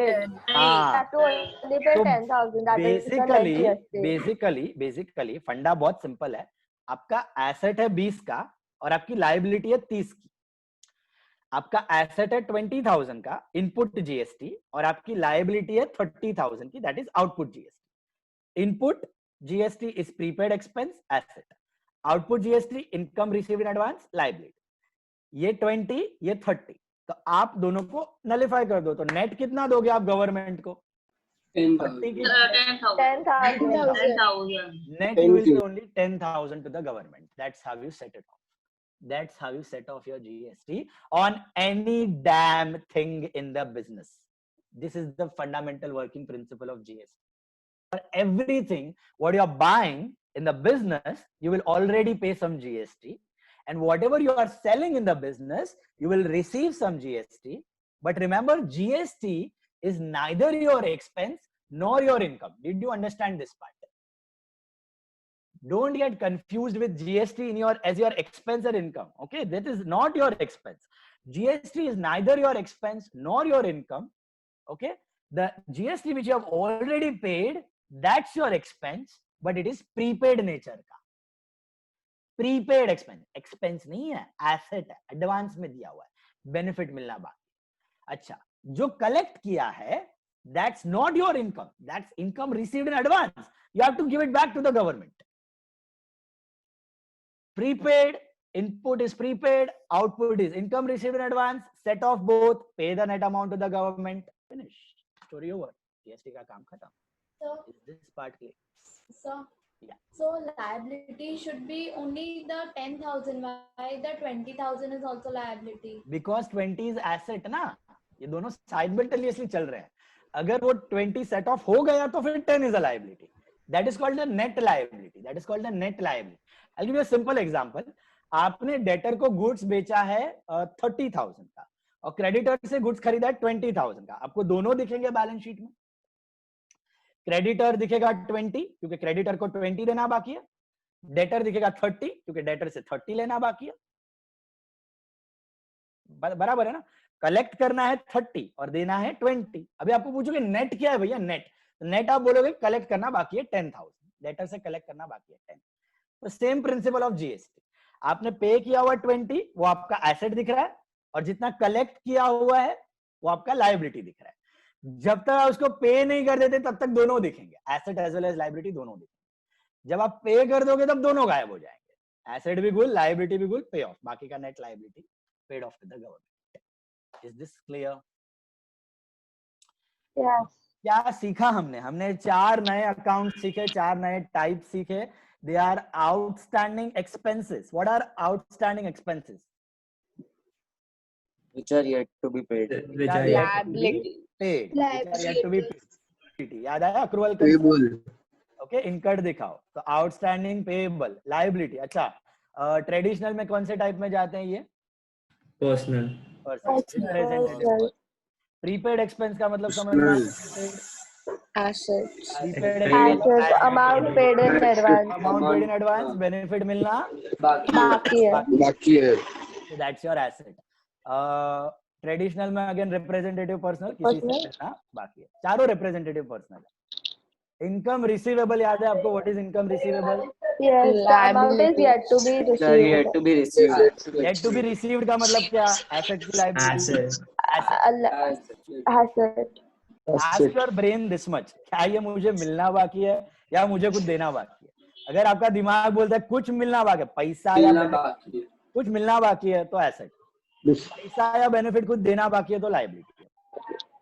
तो रिसीवेबल है ना. रिसीवेबल मतलब मिलना बाकी है. मिलना बाकी है तो it is asset. Asset and representative person. Okay, income receivable and income received in advance. Advance में इनकम आ गई तो आपको Liability. सर्विस देनी बाकी है, गुड्स देने बाकी है, तो that's a liability. So liability है तो पर्सनल, रिप्रेजेंटेटिव पर्सन बाकी है, that's why it is liability. Got it? So all 4 items are clear. All 4 items. हाँ, बोलो बोलो बोलो बोलो बोलो. When we set off the liabilities and the assets, then we would minus the net liability from the cash and capital, right? Exactly. We'll minus the net liability from cash only, na? Why capital? See, your output GST is 30, suppose. Take this simple example. Your output GST is 30,000. This is what you are supposed to pay. Your input GST is 20,000. And you got a cash of 10,000. This is your balance sheet. So when you pay the net GST to the government, how much will you pay? 10,000. So 10,000 मतलब ये पहले set of हो जाएगा, इधर 10 बचेगा, तो 10 आपको पे करना है. जब आप लायबिलिटी पे करते हो तो क्या एंट्री होती है? याद है आपको? क्रेडिटर चुकाते हो तो अभी क्रेडिटर लायबिलिटी कम हो जाती है और एसेट भी कम हो जाता है. लायबिलिटी कम हुआ तो डेबिट, एंड एसेट कम हुआ तो क्रेडिट. तो ये भी चला जाएगा डेबिट होके, ये भी चला जाएगा डेबिट होके, बिकम 0. का एंट्री कैसे आएगा? लेकिन एंट्री ऐसे आएगा, output GST account debit to input GST, ये पहले सेट ऑफ किया, ये सेट ऑफ आपको सिलेबस में नहीं है, इंटर में आता है, सीए इंटर में, एंड टू कैश। ये आपको सेट ऑफ और पे ऑफ की एंट्री अभी नहीं है, just for your understanding I am showing. This is 30,000, 20,000, 10,000। This is your journal entry. आपका लायबिलिटी कम हुआ तो डेबिट, एसेट कम हुआ तो क्रेडिट, एसेट कम हुआ तो credit. Output GST to input GST to cash, that's your journal entry. Got it? When you set off the GST. फिलहाल आपको ये set of will learn still in detail, मैं आपको करवाऊंगा, है नहीं सिलेबस में। नाउ प्रीपेड, पहले ये चार पे अच्छे से फोकस करो। Prepaid expense, outstanding expense, income received in advance and income receivable, ये चारों का कंसेप्ट बैठ रहा है दिमाग में आपके? Tell me, any confusion anyone in any of the items? दो एसेट है इसमें से, दो लायबिलिटी है। इन चार आइटम में से दो एसेट है, दो लायबिलिटी है। प्रीपेड एक्सपेंस क्या है? एसेट। इनकम रिसीवेबल क्या है? Asset. Outstanding expense? Liability. Outstanding expense क्या है? Liability. Income received in advance क्या है? Liability. बैठा दिमाग में। और चारों ट्रेडिशनल में कौन से टाइप पे आते हैं?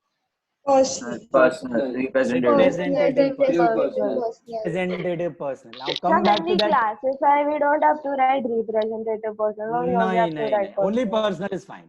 Only personal is fine. No need to mention representative person. Only personal is fine. I want you all to take that first sheet of classification again. I've classified a few items. I'll just do the remaining ones which I left that day. First sheet of classification. Please take that.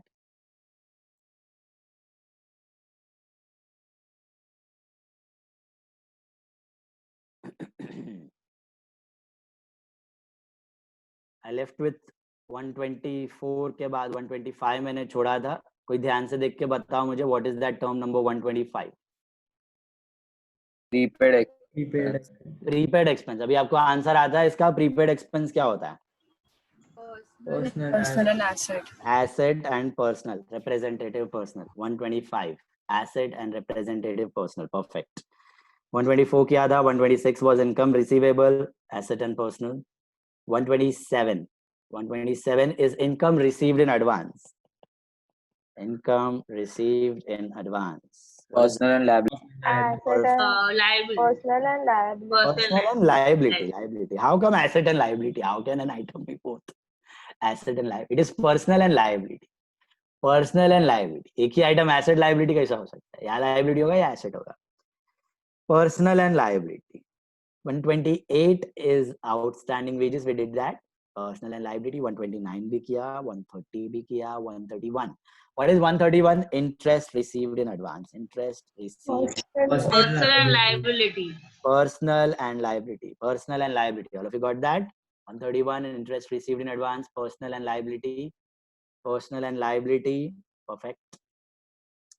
132 unexpired insurance का मतलब होता है prepaid insurance. Personal asset, prepaid expense, कोई भी खर्चा prepaid हो तो it is personal and asset. Okay, representative personal and asset, benefit मिलना बाकी, मतलब आपने हद से ज्यादा प्रीमियम पे कर दिया है, बेनिफिट मिलेगा आपको, नेक्स्ट ईयर मिलेगा, एसेट है।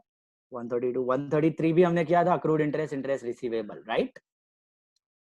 आपको अगर याद होगा मैंने दो और टर्म्स छोड़े हुए थे, आउटपुट जीएसटी और input GST, that is term number 118 and 155। 118 and 155. 118 was output GST, classification के वक्त हमने skip किया था, and 155 is input GST. What is output? 148 you had left. हाँ वो सब बाकी, 149 वो सब मैं करवाऊंगा। अच्छा, ये 118 और 155 आपका जो था वो देख लो अभी, 118 and 155। आउटपुट जीएसटी दिख रहा है वहां पे, पेएबल लायबिलिटी लिखा हुआ है, can you all see that? That's output GST, that's a liability and personal, liability and personal, representative personal. Why? It is income received in advance, advance में पैसा आ गया, आपको गवर्नमेंट को देना बाकी है, पेएबल है। And 155, can you all see that? Paid in advance asset, paid in advance, वो पेएबल नहीं है, वो रिसीव्ड इन एडवांस है। 118 में रिसीव्ड इन एडवांस कर देना, 118 में रिसीव्ड इन एडवांस कर देना तो ज्यादा अच्छा पड़ेगा। एडवांस में आ गया बेनिफिट अपने को गवर्नमेंट को देना बाकी। 118 received in advance, liability and personal, and 155 is input GST paid in advance. That is what? Personal and asset. Personal and asset. Compatible with these four things now. Payable, receivable, prepaid, received in advance. Compatible. समझ आई बात? We had not done 122 also. 122 miscellaneous receipt किया था, small receipt income. We had done it, sir. 122 is miscellaneous, small amount receipt, income and nominal. हमारा अभी classification में सब कुछ हो गया टिल 120 133 है, 133 तक सब कुछ हो गया है। 133 तक we have finished everything. Sir, 147 तक. 147. 147. Just a second, I'll just check. 134 is left. 147 तक हो गया है. I'll just check. Second. Yeah. 147 तक, या 147 तक सब कुछ हो गया। कौन सा बाकी है, कोई बोल रहा है? 134. 134 is loss on sale of asset. All losses expenses are Okay. nominal expense. Nominal and expense. 140 सब हो गया अपना, perfect. All right. Sir, बढ़ते आगे next. हाँ. we have Anand sir's class. Yeah. Can be. No problem. Thank you, sir. Thank you, sir. Welcome. Now, rest of you take out some number जो हमने continue किया था in the journal. 11th. Coming back to sum number 11. आ जाओ sum number 11 पे.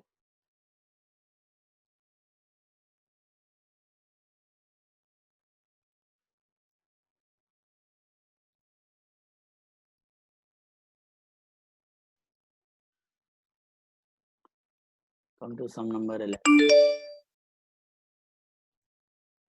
So Bindra वाला समना.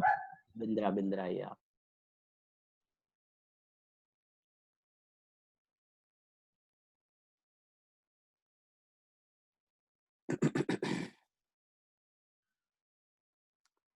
Eleventh सम आपने journal किया होगा.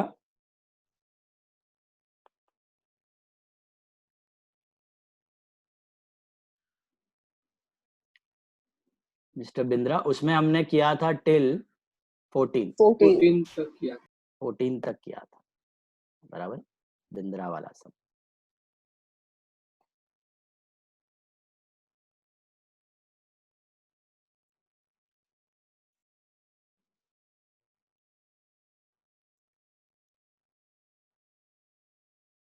कंटिन्यू करो वहां से. इसमें तो बीच में कुछ लिखना नहीं था, अभी तो आपके पास जर्नल रेडी होगा. In the journal of Bindra, continuing from 18.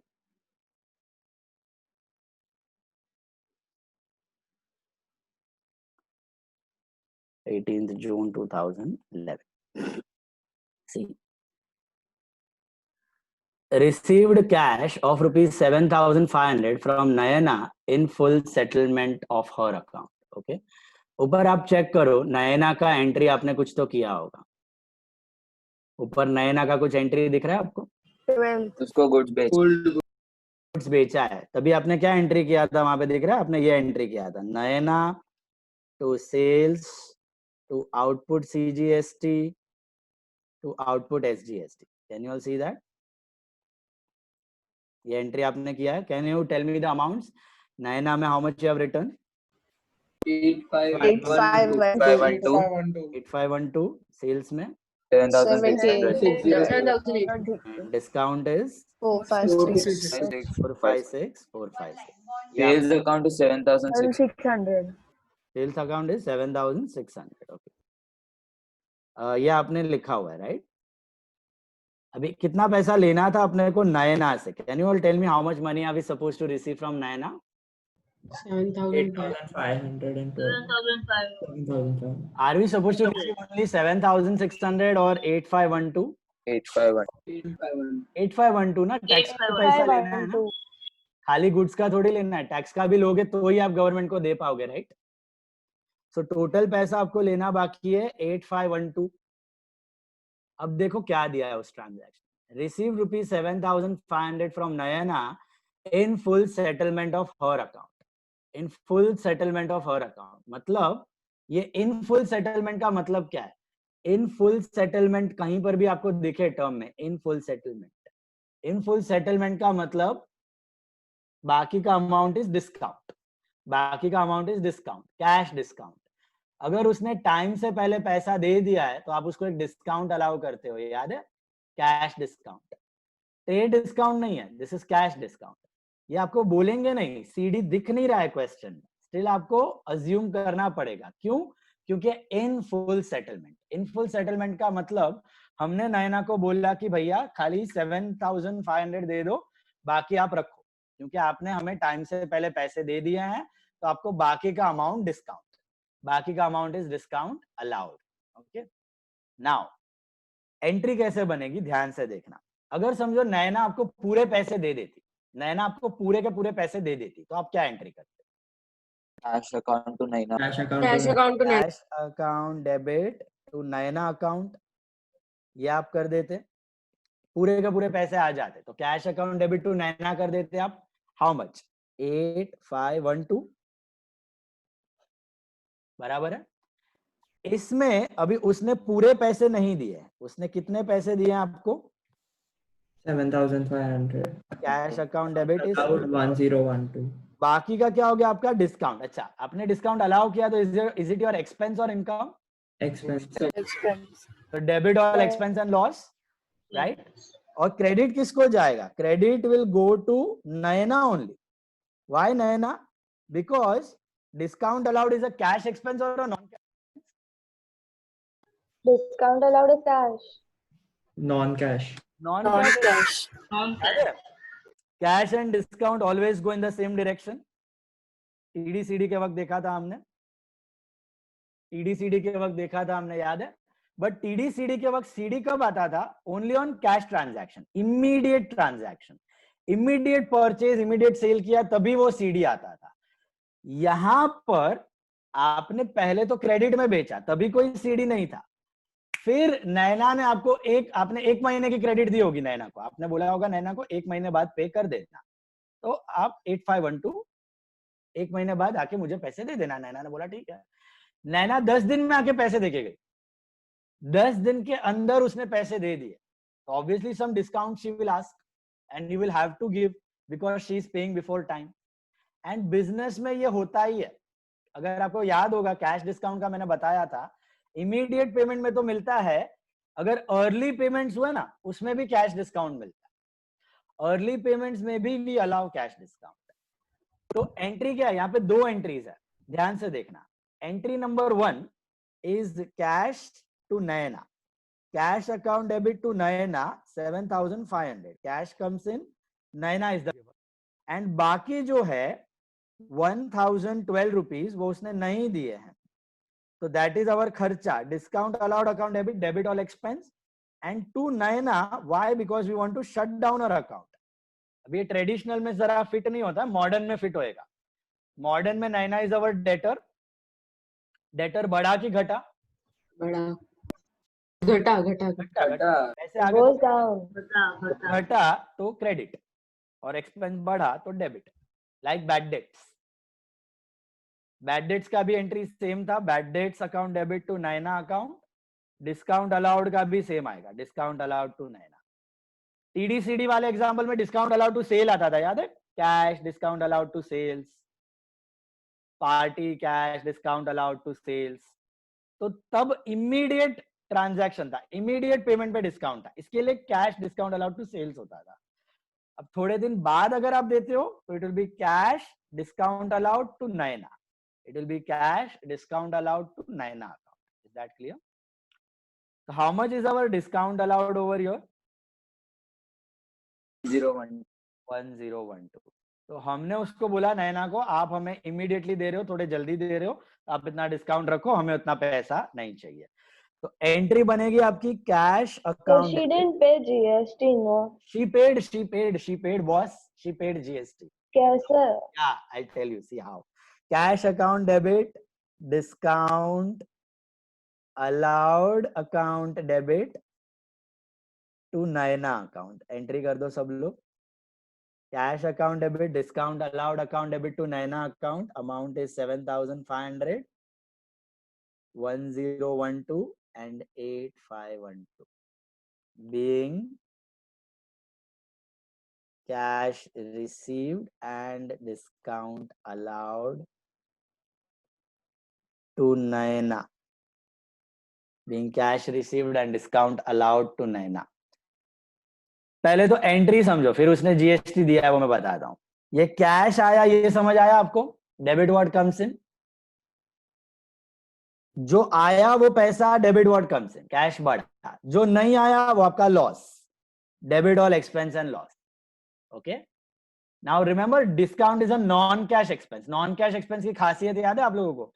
एक कैश एक्सपेंस और नॉन कैश एक्सपेंस का फर्क समझ में आया था आपको? What is a cash expense and what is a non cash expense? Cash expense में what goes out? Cash goes out. Non cash expense में what goes out? Some Any other other asset except cash goes out. Except cash. तो यहाँ पे क्या कम हो रहा है? Cash कम हो रहा है कि डेटर कम हो रहा है? डेटर डेटर कम हो रहा है। इसीलिए ये डिस्काउंट नॉन कैश है। दिख रहा है यहाँ पे? डेटर घट गया, नैना घट गई, डेटर से पैसा लेने का घट गया, और ये डिस्काउंट हमने अलाउ कर लिया। 7,500 हाँ। plus 1012 क्यों किया? माइनस हो गया। माइनस माइनस कैसा होगा? 85 तुमको लेना कितना था उससे? 85 ये 7500। तो कैश खाली 7500 आया, बाकी तुम्हारा जेब से गया ना एक्सपेंस 1012 का खर्चा। Total credit you are giving 8512, मतलब अभी अकाउंट बंद, अभी कुछ लेना देना बाकी नहीं है। नाउ ये क्वेश्चन आता है दिमाग में, क्या उसने अपने को जीएसटी का पैसा दिया? We paid the GST for her. Sorry, We paid the GST. No, she gave us the GST का पैसा। ये हम लोग हाँ इनडायरेक्टली अपने जेब से ऐसा है। 7500 में ही आ गया। 7500 में से ही आया। हाँ, ये जो जीएसटी है ना, कितना लेना था उससे जीएसटी अपने को? 1012 ही लेना था। तो ये 7500 के अंदर उसने 1012 का जीएसटी दे दिया है। ये 1012 का जीएसटी उसने 7500 के अंदर दे दिया है। समझ में आई बात? मतलब इनडायरेक्टली हम लोग अपने जेब से उसका पैसा दे रहे हैं GST. Coincidentally this discount amount and GST amount is same. हर एक सम में सेम नहीं आएगा। ऐसा मत समझना कि उसने जीएसटी नहीं दिया, उसने तो दे दिया, बट हम लोग उसको मर्जी से अलाउ कर रहे हैं डिस्काउंट कि भैया इतना कम दे, हम अपने जेब से उतना खर्चा बेयर कर रहे हैं, हम अपने जेब से उतना बेयर। अभी आप देखो 21 और 24 देखो, खाली दो ही करना है अपने को। 21 फटाफट देख लो पहले क्या है। Drawn from bank 5000 for his personal purpose. Can you tell me the entry? Drawings account. Drawings account and bank account. Personal purpose है तो ड्रॉइंग्स है, और कैश आएगा कि बैंक? Bank account. बैंक, ठीक है। ओनर ने बैंक से निकाला, याद आया वो Vinisha? Owner has withdrawn from bank, so drawings and bank. So drawings is the receiver, debit the receiver, owner is the receiver. To what? Bank is the giver, so credit the giver. Drawings account debit to bank account 5000. Drawings account debit to bank account 5000. Being cash withdrawn from bank for personal use. Being cash withdrawn from bank for personal use. Why not cash and bank and why drawings and bank? यहाँ पे समझ आया बाकी सब लोगों को? विराली, तानिया, वीरती, बंसी। Why not cash and bank and why drawings and bank? All of you got that? Because it was for personal use. Personal use था तो taken from bank. taken from bank. If it was from business, it would be cash. No. Yes, from business it would have been cash. Yes, perfect. Bank से निकाला है तो drawings and bank. So drawings is the receiver, debit the receiver, and bank is the giver. All of you comfortable till this point? Riya Lathia, Heath को समझ रहा है, रुद्र को समझ रहा है, Forum. Now see the next transaction, the last one. Paid ECS cash of 7,400 to Mona in settlement of her account. Paid ECS cash of 7,400 to Mona in full settlement of her account. Mona कहाँ settle? 8. Mona account debit to bank account to discount received. Discount received. या देखो आपने पहले ऊपर ये entry किया हुआ है मोना 8422 का. हाँ Mona input CGST input SGST to sorry purchase input CGST input SGST to Mona. Can you all see that? How much you have written in purchase? Yes. When Yeah, got a discount of 6%. No. Purchase में कितना लिखा है आपने? 7520. 20. What is your input and input CGST? 451. And what was the total? 8422. 51, not 459. 451. Total Yeah, was 451. Mona में कितना? GST में 8422. 8422.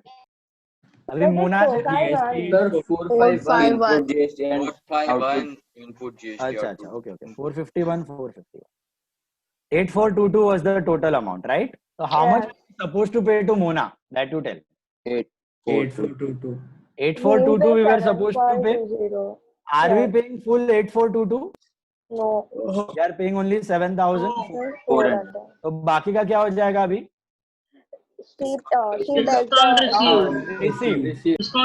देखो time से पहले पैसा आया तो हमने अलाउ किया, ऐसे हमने टाइम से पहले पे किया तो हमने डिस्काउंट अर्न किया, रिसीव किया. तो अगर आप पूरा पैसा मोना को देते तो क्या एंट्री करते हैं? Mona account debit to cash लिखूं या बैंक लिखूं? Bank. Why bank? Yes, cash. TCS bank. हाँ तो अगर पूरा पैसा देता तो ये लिखता मैं 8422. Am I paying full money? Am I paying full money? No. How much am I paying? We are only paying 7,000. 400. तो बाकी का 1022 क्या हो जाएगा? Discount received. Discount received. That is discount received. All of you got that on the same line? जैसे discount allowed expense था वैसे discount received is income. बराबर है? Is that clear? Real जी को समझा? Now pay attention. Your entry will be Mona account debit, okay, to bank account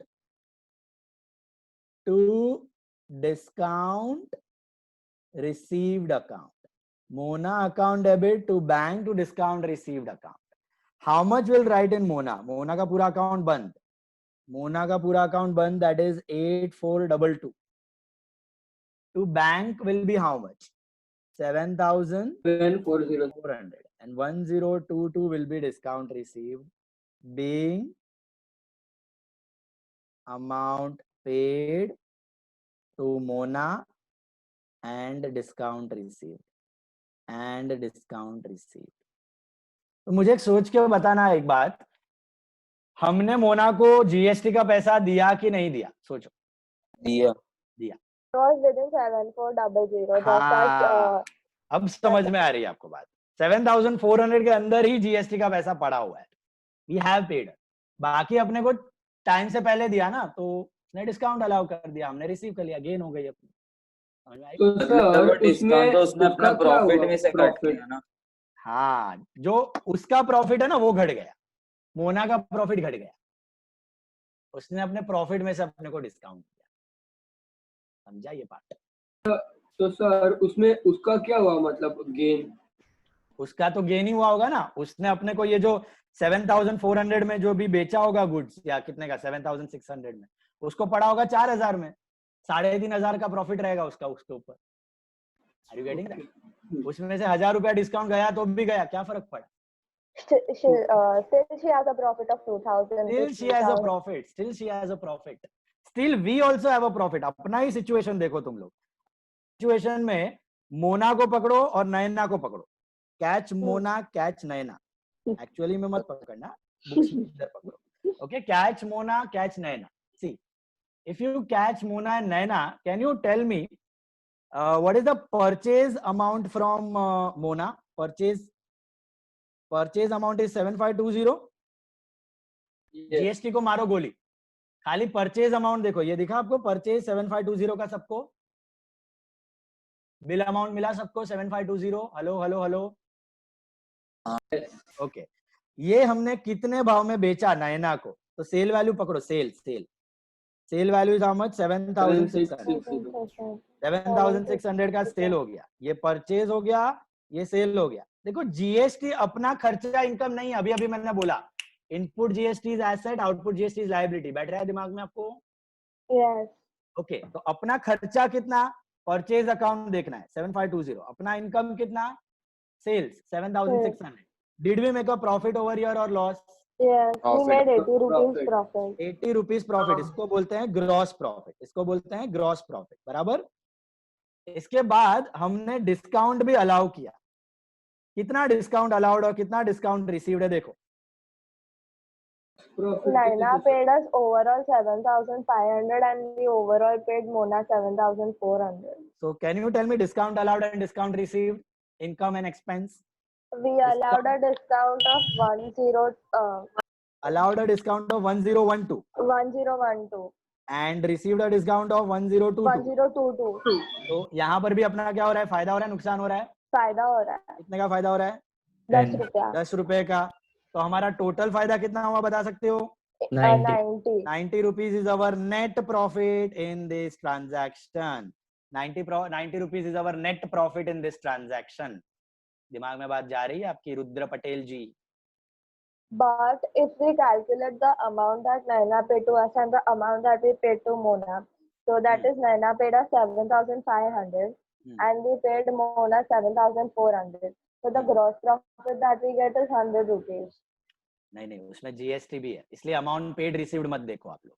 Okay. Always देखो profit loss कैसे calculate करना है। Profit loss is the result of your expense and your income. Profit and loss is always the result of your expense and income. तो expense का account देखो, income का account देखो, add the income subtract the expense, simple. समझ में आई बात? अब मुझे बताओ जीएसटी कितना देना पड़ेगा अपने को नेट गवर्नमेंट को? देखो जीएसटी के लिए मुझे बताओ इनपुट जीएसटी कितना पे किया हमने टोटल? इनपुट जीएसटी कितना पे किया? इनपुट जीएसटी देखो, ये दिख रहा है आपको परचेज का इनपुट जीएसटी 451 प्लस 451 कितना होता है? 902. 902 इज इनपुट जीएसटी। अच्छा, आउटपुट जीएसटी कितना आया है? नैना से आउटपुट कितना आया है? 912। तो इसका मतलब हमने गवर्नमेंट को खरीदते वक्त कितना पे किया अभी? 902। समझ में आ रहा है? 902 पड़ा हुआ है, एसेट है। और कलेक्ट कितना किया नैना से? 912. क्या गवर्नमेंट को हम लोग 902 देंगे, 912 देंगे कि 10 रुपीज देंगे? Only 10 rupees. Only 10 rupees. 10 rupees is our final tax liability of GST. Final tax liability is only 10 rupees for GST. पूरा क्वेश्चन का ऑपरेशन समझ आया क्या हुआ? Yes. खरीदते वक्त आपने इतना देखो जीएसटी आपसे जेब से गया ही नहीं है, आपने खरीदते वक्त पे किया था, बेचते वक्त रिसीव कर लिया, वसूल कर लिया, जो नेट था 10 रुपया दे दिया गवर्नमेंट को। आपका कुछ फायदा नुकसान है ही नहीं उसमें। जितना आया जीएसटी, जितना पे किया उतना, जितना रिसीव किया उतना पे कर दिया, आया गया, कहानी खत्म, बहती गंगा चली गई। जीएसटी बहती गंगा, आपका कुछ लेना देना नहीं है। आपका प्रॉफिट लॉस कैसे मिलेगा आपको समझ में आ रहा है? Income minus expense. What were the incomes in this transaction? Sales and purchase. Sales and purchase, all of you got that? Sales were 7600, purchase were 7520। समझ में आई बात? बिल अमाउंट 80 रुपए का प्रॉफिट हुआ और डिस्काउंट में 10 रुपए का प्रॉफिट हुआ, टोटल हो गया 90 रुपीज का फाइनल प्रॉफिट। समझ में आई? इनकम माइनस एक्सपेंस करके करना, cash received minus cash paid मत करना। Profit is always income minus expense. तो on this note and stopping, ये पूरा आपको नोट आज आ जाएगा पीडीएफ में, प्लीज रिवाइज इट। ओके, अगर किसी को मार्किंग्स चाहिए तो यहाँ पे मार्किंग्स भी है, वो भी देख लेना। ओके, और कुछ डाउट्स डिफिकल्टीज है तो let me know. Okay, we'll continue the sums tomorrow with more difficult problems. आज का होमवर्क आपको आ जाएगा ग्रुप पे, शायद नहीं होगा आज तो खाली रिवाइज करना, कुछ होगा तो ग्रुप पे आ जाएगा। कुछ डाउट्स हो तो you can still wait, otherwise you can leave. Tata, bye bye.